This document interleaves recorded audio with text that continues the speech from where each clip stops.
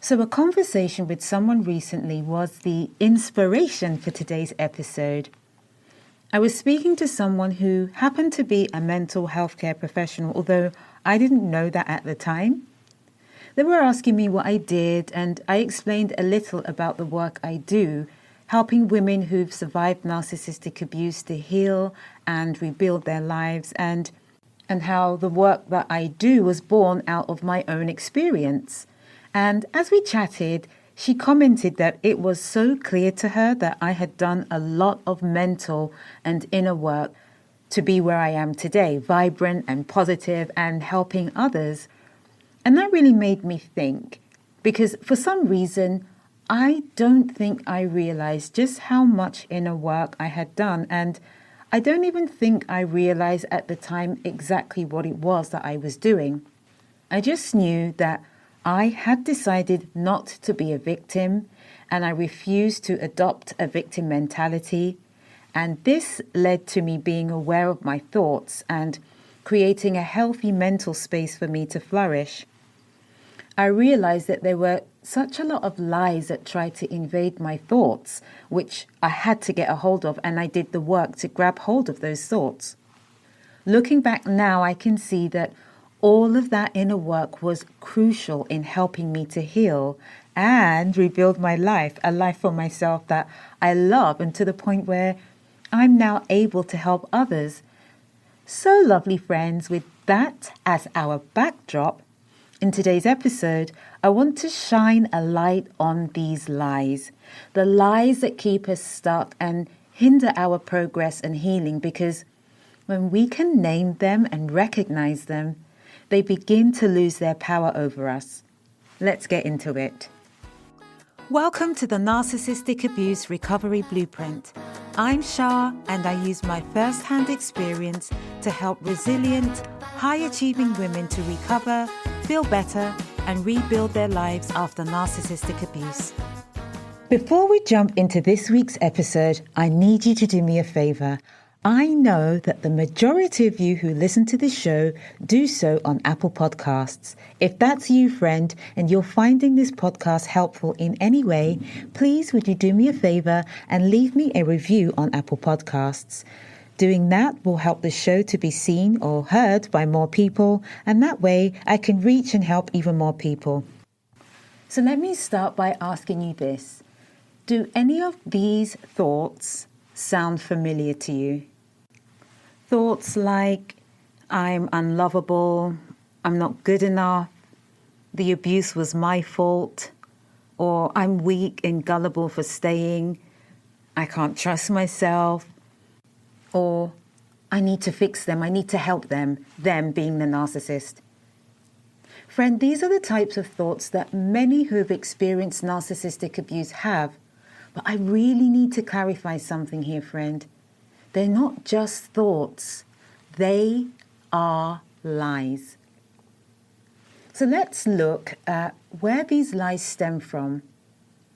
So when you've been in a relationship with a narcissist, your sense of self can take a serious hit. Narcissists are experts at distorting reality. With tactics like gaslighting and blame shifting and constant criticism, they create, it's like an environment where you begin to doubt your own perceptions, your own feelings, and even your own worth. This is actually a form of manipulation, and over time, manipulation like that plants seeds of self-doubt that can grow into deeply rooted beliefs about who you are, or worse, who you think you are. But those beliefs, they're not yours. They were never yours. They were imposed on you by someone who needed to control you so that they could feel powerful. So the key takeaway right here is that those lies and those false beliefs, they are not yours. In carrying those false beliefs around by allowing them to occupy space in your mind is like dragging around baggage that doesn't belong to you. It weighs you down. It keeps you stuck, and it prevents you from stepping into the life you deserve. So now that you know this, I really want this to help you to make the choice to be aware of these lies. Recognize them for what they are when they come and reject them. So let's look at a few of these lies, starting with this one, the lie of I'm not good enough. When you've lived with someone who constantly criticized you or belittled your achievements or compared you in an unfavorable way to others, this belief comes almost automatic, the belief of I'm not good enough. In my own experience, I remember constantly trying to do more to make things okay. But the issue is narcissists are never satisfied, and so trying to do more, it's a losing battle, friend. You will exhaust yourself trying to please them. Trust me, I know, and I'm sure most of you do too. The truth is that you are capable and strong and resilient, and that your worth, lovely friend, isn't defined by someone else's distorted opinions. And you know that narcissists really do have a distorted way of seeing everyone and everything, including themselves. So you can't even trust what they say. Think about this. You, even what you see as flaws and imperfections about yourself, you were created perfectly for a divine purpose. The exciting thing is that as you walk through your healing journey, you will learn even more about the awesome purpose that you were created for. Despite how the narcissist made you feel, you were created for a purpose and you are here for a reason. The constant criticism you endured was a tool of control and not really an accurate assessment of who you are. So this idea of you not being good enough, we need to cast that out because it's so untrue. And let's address another lie. This lie of the abuse was my fault. And right here, I feel like I need to start by saying something and being absolutely clear about this. Abuse is never the victim's fault. Never. The abuser's behavior, it comes from their own need for control and power, not from anything you did or didn't do. You're not responsible for someone else's choices. Now, the reason you may struggle with the idea of the abuse being your fault is because narcissists are masters at shifting blame. They'll twist situations to make you believe that if you hadn't said this, or if you hadn't done that, or if you didn't need this or that, they wouldn't have had to treat you poorly. This blame shifting is so effective that many survivors, it's like they carry the weight of responsibility for years, even after the relationship ends. With narcissists, nothing is ever their fault. And to go one step further, not only are things never their fault, they often convince you that things are your fault. So I want to be absolutely clear here.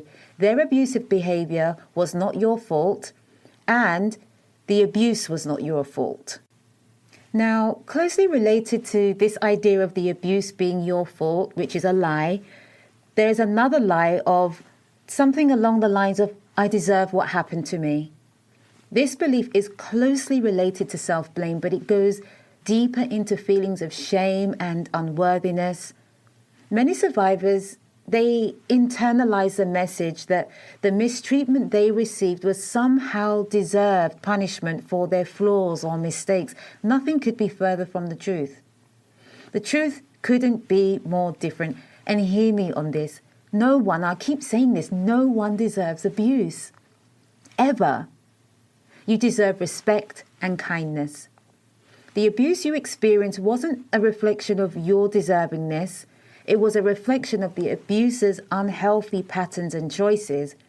Now, I really hope that by bringing these lies into the light, that you start to feel some relief that, one, you're not the only one who has these thoughts, and more importantly, that these are false beliefs that must be uprooted and replaced by truths.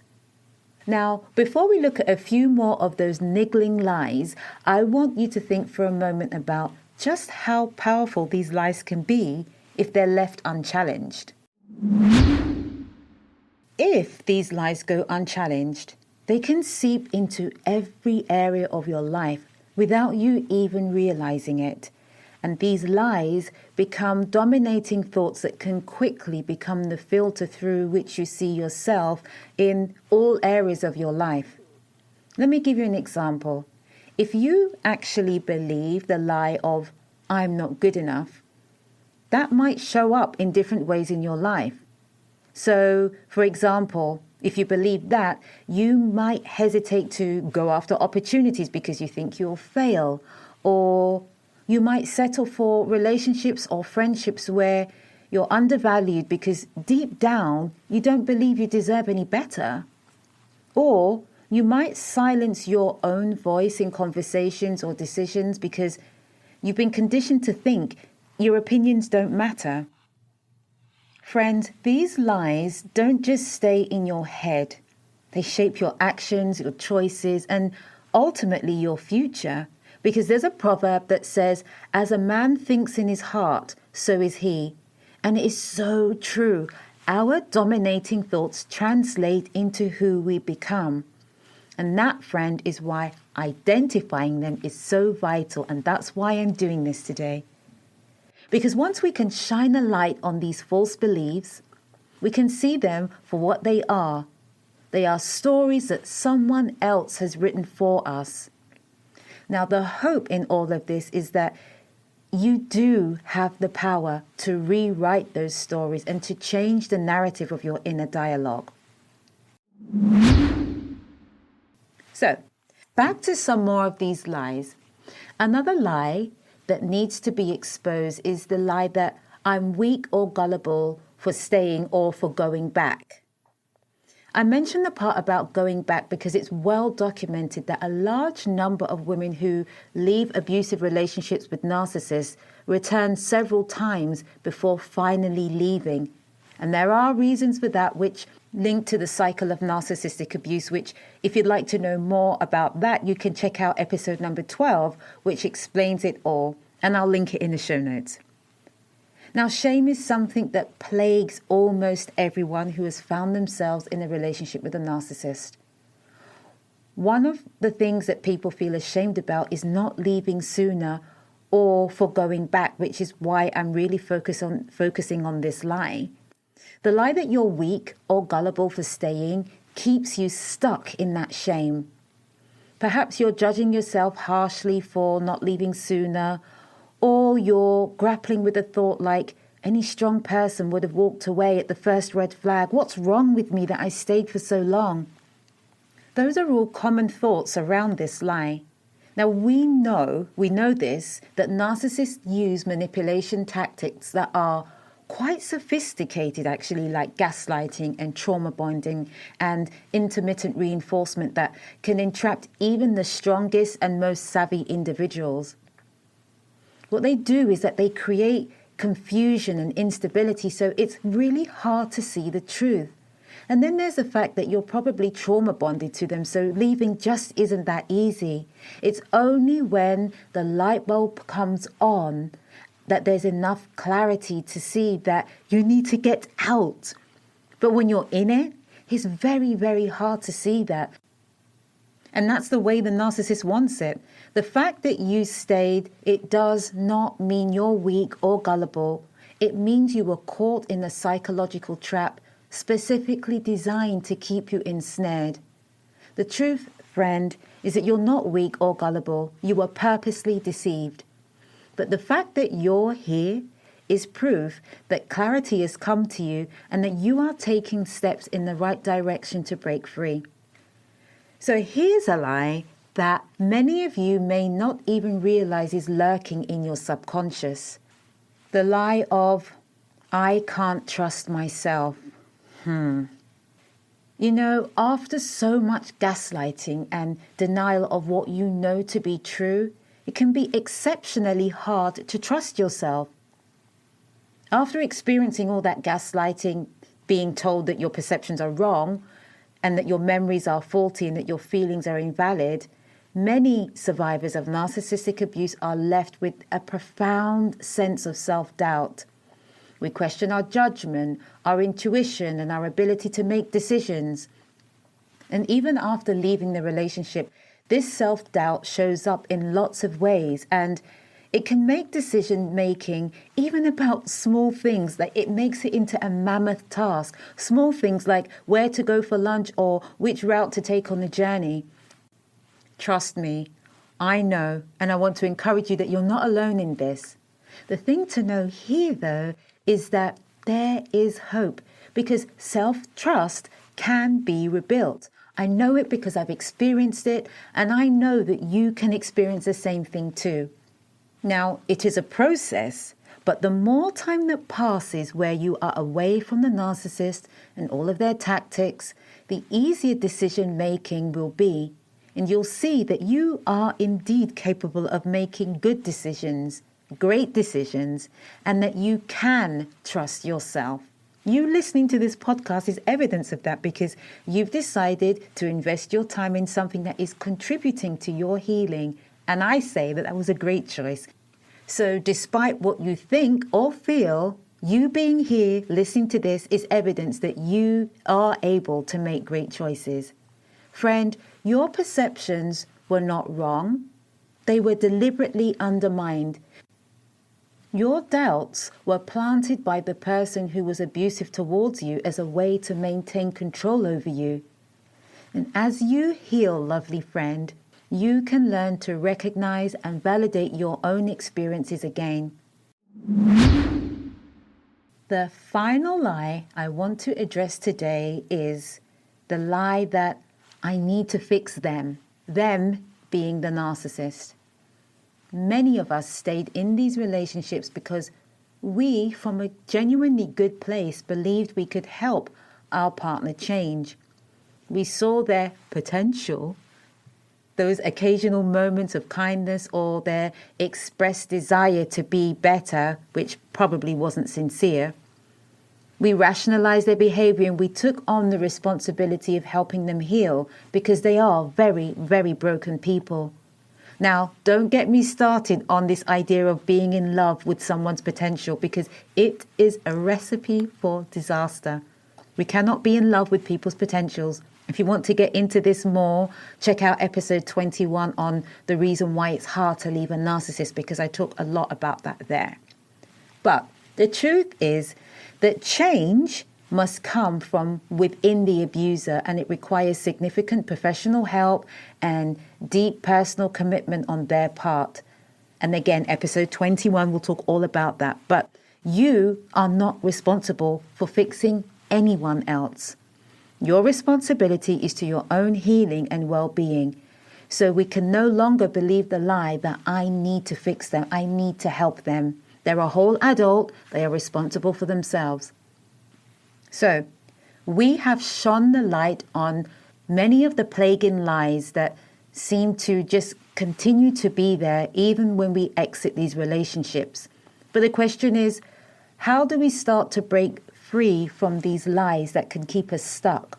Well, what you need to do is gather evidence of the truth, because lies must be replaced with truth. So how can you do this? Well, it's a lot to do with thinking about what you're thinking about and being aware of your thoughts. So to get started with this, first what you'll need to do is identify and name the lies. There is power in recognition. When you can capture a thought and say, it's not the truth. It's not the truth talking. That's the voice of the narcissist, or that is a lie. You create separation between yourself and that false belief. Next, you have to speak to the lie. It's because you can't really think thoughts away. The thoughts will come, so you must speak to them and replace lies with truth statements. So how can you do this? Well, for each lie you identify, just create a corresponding truth statement. The more you do this, you'll find that those lying thoughts will come less and less. They'll have less power over your mind. So for example, if you are having the thought or the lie of I'm not good enough, you could try replacing it by saying I am enough and my worth is not dependent on others' approval. Or if you're struggling with the thought of the abuse was my fault, you can say I am not responsible for someone else's abusive behavior. Now, if you want to go a step further, you can write these truth statements down and read them aloud daily. You can put them on sticky notes around your house, whatever you need to do to keep the truth in front of you. But the bottom line is, the more we repeat the truth, the more it begins to override the lies. Another thing you can do before we wrap up is you can surround yourself with validating voices.